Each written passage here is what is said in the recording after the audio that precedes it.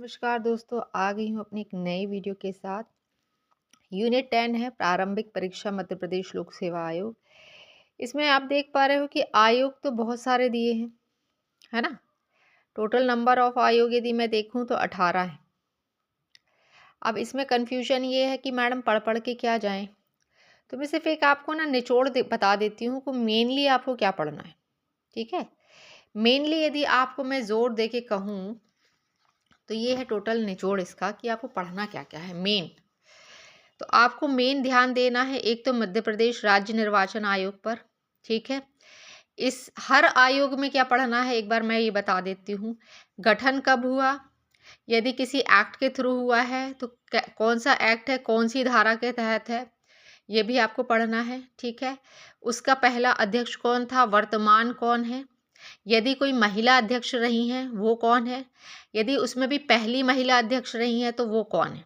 ठीक है, तो आपको पढ़ना क्या है, गठन, अध्यक्ष, वर्तमान अध्यक्ष, पहले अध्यक्ष, कोई भी महिला अध्यक्ष यदि रही हो तो। दूसरा पढ़ना है कि उनका जो निर्वाचन होता है वो राष्ट्रपति करता है या राज्यपाल करता है या राज्य सरकार करती है, भारत सरकार करता है, उनका निष्कासन कैसे होता है। ठीक है, कार्यकाल पढ़ना है, सदस्यों की नियुक्ति कैसे होती है, यदि कोई सिफारिश समिति है तो उसमें कौन कौन होते हैं। ये इन चीज़ों पे आपको ध्यान देना है। अब इन सारे 19 जो आयोग हैं, 18 जो आयोग हैं, उनमें मेनली आपको भारत के निर्वाचन आयोग को बहुत अच्छे से पढ़ना है, मध्य प्रदेश के राज्य निर्वाचन आयोग को बहुत अच्छे से पढ़ना है, राष्ट्रीय मानव अधिकार आयोग को बहुत पढ़ना है अच्छे से, उसमें सिफारिश समिति, कार्यकाल, सदस्य नियुक्ति, ये राज्य मानव अधिकार में भी आपको नियुक्ति 2020 में आया, 19 में आया, 21 में आया है। और एक और चीज़, यदि आप एमपीपीएससी प्रीलिम्स दे रहे हैं तो पंचायती राज का ए से लेके जेड तक आपको सब आना चाहिए। जिला पंचायत है, वार्ड समिति है, दुनिया भर का जो भी है, मेरे वीडियोस डले हुए हैं, एक एक धारा उसमें बताई गई है, तो आप चाहें तो एक बार जाके विजिट कर सकते हैं। पंचायती राज मैंने 2 पार्ट में बताया है, बहुत डिटेल में बताया है, तो उसको जाके देख सकते हैं।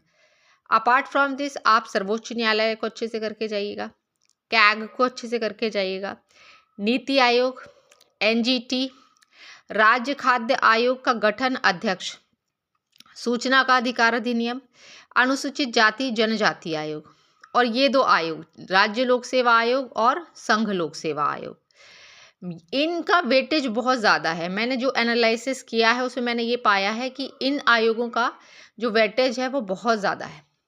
तो आपको सिर्फ इन्हीं आयोगों को विशेष तौर से तैयार करना है और बहुत डेप्थ में जाके पढ़ना है, एक भी पॉइंट जो है ना वो मिस नहीं करना है। मैंने आपको कन्फ्यूजन को जहाँ तक कुछ हद तक तो दूर कर दिया है। ऐसा नहीं कह रही हूँ कि ये जो 18 आयोग है इसमें बस यही यही पढ़ के चले जाओ, नहीं, पढ़ोगे तो सब कुछ, पर वेटेज जो था वो मैंने आपको बता दिया है कि संघ लोक सेवा आयोग, राज्य लोक सेवा आयोग, निर्वाचन आयोग, चाहे वो भारत का निर्वाचन आयोग हो, राज्य का हो, अनुसूचित जाति जनजाति आयोग हो गया, ठीक है, राष्ट्रीय मानवाधिकार हो गया और राज्य मानवाधिकार आयोग हो गया। तो आयोग का मैंने आपको पूरा एनालिसिस करके बता दिया है। पिछले पेपर्स का मैंने एनालाइज किया है, उसमें वेटेज इनका ज़्यादा है। पंचायती राज के लिए मैं एक बार फिर रिक्वेस्ट करूँगी कि चैनल को एक बार सब्सक्राइब करके आप उन 2 वीडियोस को ज़रूर देखें। ऊपर से मैंने जितने वीडियोस बनाए हैं सब शॉर्ट में बनाए हैं, ज़्यादा से ज़्यादा 6 या 8 मिनट के मेरे वीडियोस रहते हैं। उसमें ओवरऑल पढ़ना क्या है बस उतना बता देती हूँ मैं। तो आप एक बार उसको विजिट कर लीजिए, सब्सक्राइब ज़रूर करें चैनल को, और फ्रूटफुल लगे तो अपने दोस्तों के साथ शेयर ज़रूर करें। Thank you.